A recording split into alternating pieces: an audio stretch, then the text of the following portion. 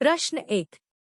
उन कारणों की पहचान करें कि क्यों भारत में मुस्लिम राजनीतिक संगठन सविनय अवज्ञा आंदोलन के प्रति अपनी प्रतिक्रिया में उदासीन थे। उत्तर 1। भारत में कुछ मुस्लिम राजनीतिक संगठन भी सविनय अवज्ञा आंदोलन के प्रति अपनी प्रतिक्रिया में उदासीन थे। 2। असहयोग खिलाफत आंदोलन के पतन के बाद मुसलमानों का एक बड़ा वर्ग कांग्रेस से अलग थलग महसूस करने लगा। 3। 1920 के दशक के मध्य से कांग्रेस हिंदू महासभा जैसे खुले तौर पर हिंदू धार्मिक राष्ट्रवादी समूह के साथ अधिक स्पष्ट रूप से जुड़ने लगी। 4। जैसे जैसे हिंदुओं और मुसलमानों के बीच संबंध बिगड़ते गए, प्रत्येक समुदाय ने उग्र उत्साह के साथ धार्मिक जुलूस आयोजित किए, जिससे विभिन्न शहरों में हिंदू मुस्लिम सांप्रदायिक झड़पें और दंगे भड़क उठे।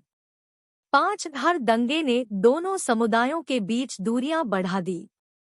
प्रश्न 2। खिलाफत आंदोलन के पीछे के मुद्दे को स्पष्ट करें। उत्तर 1। प्रथम विश्व युद्ध ओटोमन तुर्की की हार के साथ समाप्त हुआ था। 2। ऐसी अफवाहें थीं कि इस्लामी दुनिया के आध्यात्मिक प्रमुख ओटोमन सम्राट पर एक कठोर शांति संधि थोपी जाने वाली थी।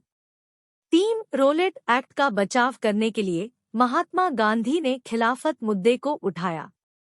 4। उनका मानना था कि हिंदुओं और मुसलमानों को करीब लाने के लिए खिलाफत का मुद्दा उठाया जाए। 5। मुस्लिम नेता मोहम्मद अली और शौकत अली ने गांधीजी के साथ इस मुद्दे पर एकजुट जन कार्रवाई की संभावनाओं पर चर्चा शुरू की। 6। बाद में 1920 में कलकत्ता सत्र में गांधीजी ने कांग्रेस के नेताओं को खिलाफत के समर्थन में एक असहयोग आंदोलन शुरू करने के लिए राजी किया। प्रश्न 3। गांधीजी को रोलेट सत्याग्रह बंद करने का निर्णय क्यों लेना पड़ा? उत्तर 1। गांधीजी ने 1919 में रोलेट एक्ट 1919 के खिलाफ देशव्यापी सत्याग्रह शुरू करने का फैसला किया। 2। 13 अप्रैल को प्रसिद्ध जलियांवाला बाग घटना हुई। जैसे ही जलियांवाला बाग की खबर फैली, उत्तर भारत के कई शहरों में भीड़ सड़कों पर उतर आई। 3। हड़तालें हुई, पुलिस के साथ कक्षाएं हुई और सरकारी इमारतों पर हमले हुए। 4। सरकार ने क्रूर दमन के साथ जवाब दिया, लोगों को अपमानित करने और आतंकित करने की कोशिश की। 5। सत्याग्रहियों को जमीन पर नाक रगड़ने, सड़कों पर रेंगने और सभी साहबों को सलाम करने के लिए मजबूर किया गया। 6। लोगों को कोड़े मारे गए और पंजाब के गुजरांवाला, अब पाकिस्तान में, के आसपास के गांवों पर बमबारी की गई। हिंसा फैलती देख महात्मा गांधी ने आंदोलन का आह्वान किया। प्रश्न 4। भारतीय लोक कथाओं के पुनरुद्धार से भारतीयों में राष्ट्रवाद के विचार कैसे विकसित हुए? व्याख्या करना। उत्तर 1। राष्ट्रवाद का विचार भी भारतीय लोक कथाओं को पुनर्जीवित करने के आंदोलन के माध्यम से विकसित हुआ। 2। 19वीं सदी के अंत में भारत में राष्ट्रवादियों ने भाटों द्वारा गाई जाने वाली लोक कथाओं को रिकॉर्ड करना शुरू किया और उन्होंने लोक गीतों और किंवदंतियों को इकट्ठा करने के लिए गांवों का दौरा किया। 3। उनका मानना था कि ये कहानियां पारंपरिक संस्कृति की सच्ची तस्वीर पेश करती हैं, जो बाहरी ताकतों द्वारा भ्रष्ट और क्षतिग्रस्त हो गई थी। 4। किसी की राष्ट्रीय पहचान की खोज करने और अपने अतीत में गौरव की भावना को बहाल करने के लिए इस लोक परंपरा को संरक्षित करना आवश्यक था। 5। बंगाल में रवींद्रनाथ टैगोर ने स्वयं गाथा गीत, नर्सरी कविताएं और मितकों का संग्रह और लोक पुनरुत्थान के लिए आंदोलन शुरू किया। प्रश्न 5। राष्ट्रवाद के विचार भी भारतीय लोक कथाओं को पुनर्जीवित करने के आंदोलन के माध्यम से विकसित हुए? उपयुक्त उदाहरण देकर कथन का समर्थन करें। उत्तर 1। राष्ट्रवाद के विचार भी एक पुनर्जीवित भारतीय लोकगीत आंदोलन के माध्यम से विकसित हुए। 2। 19वीं सदी के अंत में भारत में राष्ट्रवादियों ने भाटों द्वारा गाई जाने वाली लोक कथाओं को रिकॉर्ड करना शुरू किया और उन्होंने लोक गीतों और किंवदंतियों को इकट्ठा करने के लिए गांवों का दौरा किया। 3। किसी की राष्ट्रीय पहचान की खोज करने और अपने अतीत में गौरव की भावना को बहाल करने के लिए इस लोक परंपरा को संरक्षित करना आवश्यक था। 4. बंगाल में रवींद्रनाथ टैगोर ने स्वयं गाथा गीत, नर्सरी कविताएं और मिथक एकत्र करना शुरू किया और लोक पुनरुत्थान के लिए आंदोलन का नेतृत्व किया। 5. मद्रास में नतेसा शास्त्री ने तमिल लोक कथाओं, दक्षिणी भारत की लोक कथाओं का एक विशाल 4 खंड संग्रह प्रकाशित किया। 6. उनका मानना था कि लोक साहित्य राष्ट्रीय साहित्य है। यह लोगों की वास्तविक सोच और विशेषताओं की सबसे भरोसेमंद अभिव्यक्ति थी। प्रश्न 6. क्या आप सविनय अवज्ञा आंदोलन की विभिन्न सीमाओं की पहचान कर सकते हैं? उत्तर 1. दलितों की सीमित भागीदारी। सविनय अवज्ञा आंदोलन में दलितों की भागीदारी बहुत सीमित थी, विशेषकर महाराष्ट्र और नागपुर क्षेत्र में जहां उनका संगठन काफी मजबूत था। 2. मुसलमानों की कोई भागीदारी नहीं। भारत के कुछ मुस्लिम राजनीतिक संगठन भी सविनय अवज्ञा आंदोलन के प्रति अपनी प्रतिक्रिया में गुनगुने थे। असहयोग खिलाफत आंदोलन के बाद मुसलमानों को कांग्रेस से अलगाव महसूस हुआ। 3. सनातनियों और हिंदू महासभा की प्रमुख भूमिका। सनातनियों और हिंदू महासभा की भूमिका बहुत प्रभावशाली थी। सनातनियों, रूढ़िवादी उच्चवर्गीय हिंदुओं के डर से कांग्रेस ने दलितों की उपेक्षा की। कांग्रेस हिंदू महासभा के बहुत करीब थी। हिंदू महासभा ने कांग्रेस और मुस्लिम लीग के बीच समझौते के प्रयासों का कड़ा विरोध किया। 4. बी.आर. अम्बेडकर और महात्मा गांधी के बीच टकराव।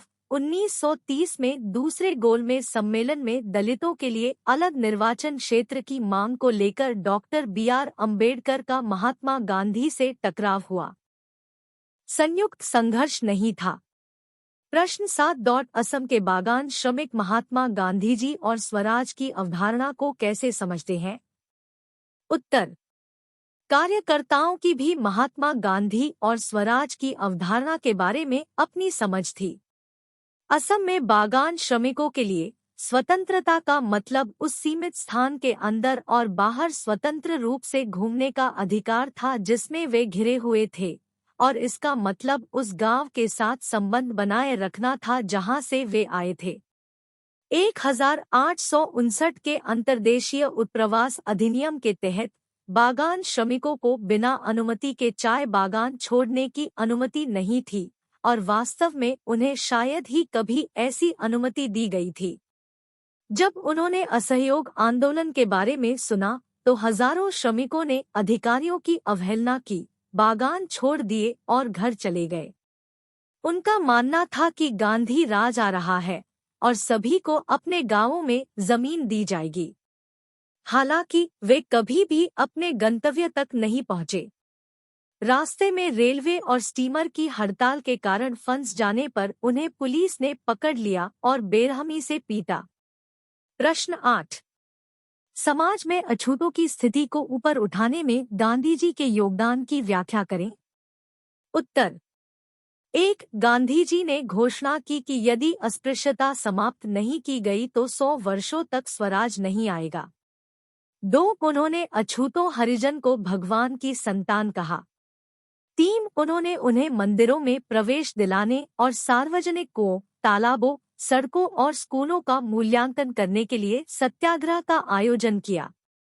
4. उन्होंने भंगी, सफाईकर्मी के काम को सम्मानित करने के लिए स्वयं शौचालय साफ किए। 5. उन्होंने ऊंची जातियों को अपना हृदय परिवर्तन करने और अस्पृश्यता का पाप छोड़ने के लिए राजी किया। प्रश्न 9. गद्यांश को पढ़ें और दिए गए प्रश्नों के उत्तर लिखें। निष्क्रिय प्रतिरोध के बारे में कहा जाता है कि यह कमजोरों का हथियार है, लेकिन जिस शक्ति का विषय इस लेख का विषय है, उसका उपयोग केवल ताकतवर ही कर सकता है। यह शक्ति निष्क्रिय प्रतिरोध नहीं है। वास्तव में इसके लिए गहन गतिविधि की आवश्यकता है। दक्षिण अफ्रीका में आंदोलन निष्क्रिय नहीं बल्कि सक्रिय था। सत्याग्रह कोई शारीरिक बल नहीं है। एक सत्याग्रही शत्रु को पीड़ा नहीं पहुंचाता, वह अपना विनाश नहीं चाहता। सत्याग्रह के प्रयोग में किसी भी प्रकार की दुर्भावना नहीं है। 1. यह महान व्यक्ति कौन है जिसने ये शब्द कहे? 2. स्वतंत्रता संग्राम के दौरान उनके द्वारा उपयोग की गई 2 विधियों के नाम बताइए। 3. सत्याग्रह क्या है? 4. आपके द्वारा नामित व्यक्ति द्वारा दक्षिण अफ्रीका में किस उद्देश्य के लिए सत्याग्रह का प्रयोग किया गया था? 5. शारीरिक बल और आत्मबल में क्या अंतर है? उत्तर: 1. महात्मा गांधी। 2. सत्याग्रह और अहिंसा। 3. यह उत्पीड़क के खिलाफ जन आंदोलन का एक अहिंसात्मक तरीका था। विधि ने सुझाव दिया कि यदि कारण सत्य है, यदि संघर्ष अन्याय के विरुद्ध है, तो उत्पीड़क से लड़ने के लिए शारीरिक बल की कोई आवश्यकता नहीं है। 4. दक्षिण अफ्रीका में अन्याय और रंगभेद व्यवस्था के विरुद्ध। 5. सत्याग्रह एक आत्मिक बल है, जबकि शस्त्र बल एक शारीरिक बल है। शारीरिक बल दुर्भावना पर निर्भर करता है, जबकि सत्याग्रह के प्रयोग में कोई दुर्भावना नहीं होती। प्रश्न 10. गद्यांश को पढ़े और दिए गए प्रश्नों के उत्तर लिखें। 6 जनवरी 1921 को संयुक्त प्रांत की पुलिस ने रायबरेली के पास किसानों पर गोलीबारी की। जवाहरलाल नेहरू गोलीबारी वाली जगह पर जाना चाहते थे, लेकिन पुलिस ने उन्हें रोक दिया। उत्तेजित और क्रोधित होकर नेहरू ने अपने आसपास एकत्र हुए किसानों को संबोधित किया। बाद में इस बैठक का वर्णन इस प्रकार किया गया: उन्होंने बहादुर लोगों की तरह व्यवहार किया, खतरे का सामना करने में शांत नहीं हुए। मैं नहीं जानता कि उन्हें कैसा लगा, लेकिन मैं जानता हूँ कि मेरी भावनाएं क्या थी। एक क्षण के लिए मेरा खून खौल उठा, अहिंसा लगभग भूल गई, लेकिन केवल एक क्षण के लिए। महान नेता का विचार, जिन्हें ईश्वर की कृपा से हमें जीत की ओर ले जाने के लिए भेजा गया है, मेरे मन में आया और मैंने देखा कि किसान मेरे पास बैठे और खड़े थे। वे मुझसे कम उत्साहित, अधिक शांतिपूर्ण थे और कमजोरी का क्षण बीत गया।